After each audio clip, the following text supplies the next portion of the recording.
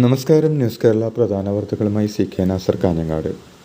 ആലപ്പുഴ കളർക്കോട് ചങ്ങനാശ്ശേരി മുക്ക് ജംഗ്ഷനിൽ കാറും KSRTC ബസ്സും കൂട്ടിയിടിച്ച് 5 വിദ്യാർത്ഥികൾ മരിച്ചു. ആലപ്പുഴ മെഡിക്കൽ കോളേജിലെ വിദ്യാർത്ഥികളായ പാലക്കാട് സ്വദേശി ശ്രീദീപ്, ലക്ഷദ്വീപ് സ്വദേശി മുഹമ്മദ് ഇബ്രാഹിം, കണ്ണൂർ സ്വദേശി മുഹമ്മദ് ജബ്ബാർ, ആലപ്പുഴ സ്വദേശി ആയുഷ് ഷാജി, മലപ്പുറം സ്വദേശി ദേവാനന്ദ് എന്നിവരാണ് മരിച്ചത്. ഗുരുവായൂർ കായംകുളം ഫാസ്റ്റ് പാസഞ്ചർ ബസ്സും കാറും തമ്മിൽ നേർക്കുനേർ കൂട്ടിയിടിക്കുകയായിരുന്നു.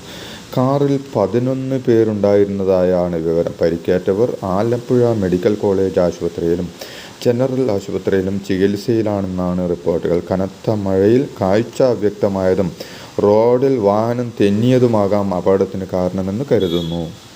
സംസ്ഥാനത്ത് കനത്ത മഴ, അതിതീവ്ര മഴ സാധ്യത തുടരുന്ന സാഹചര്യത്തിൽ 4 ജില്ലകളിലെ വിദ്യാഭ്യാസ സ്ഥാപനങ്ങൾക്ക് ഇന്നും അവധി പ്രഖ്യാപിച്ചു.